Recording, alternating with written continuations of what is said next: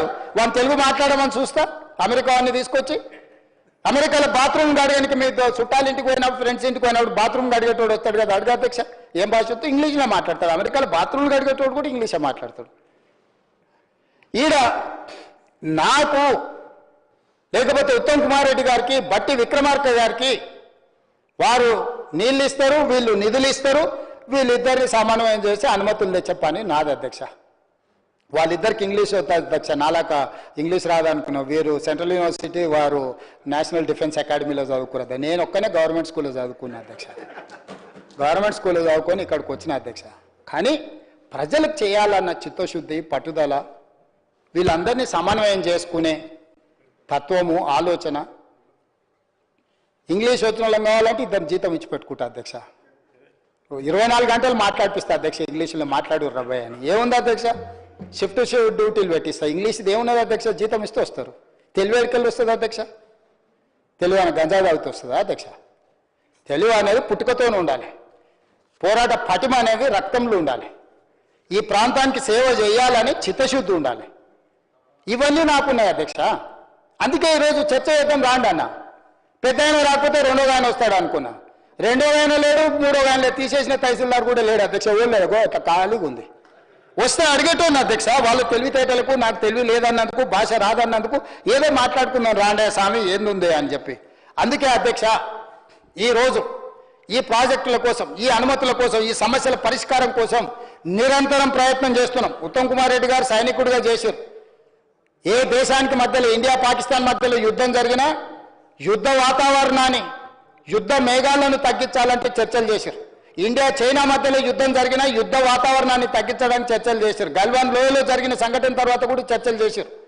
ఇవాళ ఏ సమస్యకైనా పరిష్కారము, చర్చలు, శాంతి ద్వారా, హింస లేకుండా దేశానికి స్వతంత్రాన్ని సాధించి యుద్ధంలోనే దేశాన్ని గెలిచిన మహాత్మా గాంధీ నాయకత్వంలో మేము పనిచేస్తున్నాం అధ్యక్ష. మహాత్మా గాంధీ హింసకు పాల్పడలే, మహాత్మా గాంధీ ఆయుధం పట్టుకోలే, శాంతి బోధనల ద్వారా శాంతియుతంగా యుద్ధం చేసి ప్రపంచంలో అతిపెద్ద దేశమైన భారతదేశాన్ని గెలిచండి బ్రిటిష్ వాళ్ళ మీద.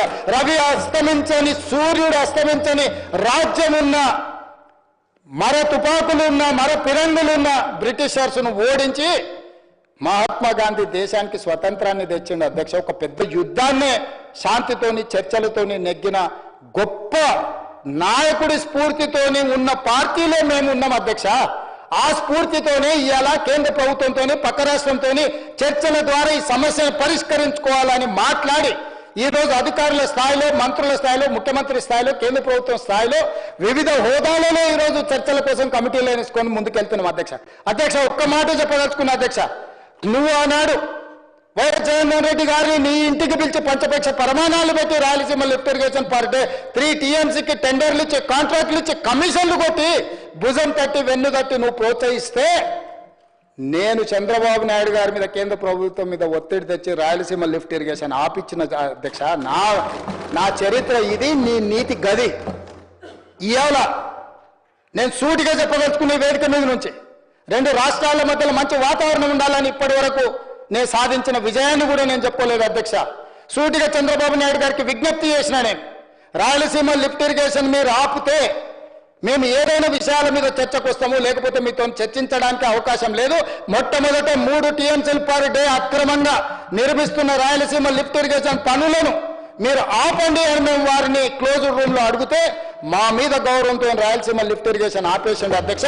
మీరు ఈరోజు నిజ నిర్ధారణ కమిటీని సభ నుంచి పంపించండి. కూనంనేని సాంబశివరావు గారిని, అక్బరుద్దీన్ ఓవైసీ గారిని, బీజేపీ మహేశ్వర్ రెడ్డిని ఎవరిని కమిటీ వేస్తారో, ఇంక్లూడింగ్ బీఆర్ఎస్ మాజీ సాగునీటి పారుదల శాఖ మంత్రులు ఇద్దరున్నారు, చంద్రశేఖరరావు, హరీష్ రావు. వాళ్ళిద్దరు నాయకత్వాన్ని ఎవరినో ఒకరిని పెట్టి రాయలసీమ లిఫ్ట్ ఇరిగేషన్ పనులు ఆగినాయా లేదా, ఉత్తమ్ కుమార్ రెడ్డి గారు మంత్రి అయిన తర్వాత, కాంగ్రెస్ అధికారంలోకి వచ్చిన తర్వాత ఆగిన వాళ్ళే నిజ నిర్ధారణ కమిటీ పంపించండి అధ్యక్ష.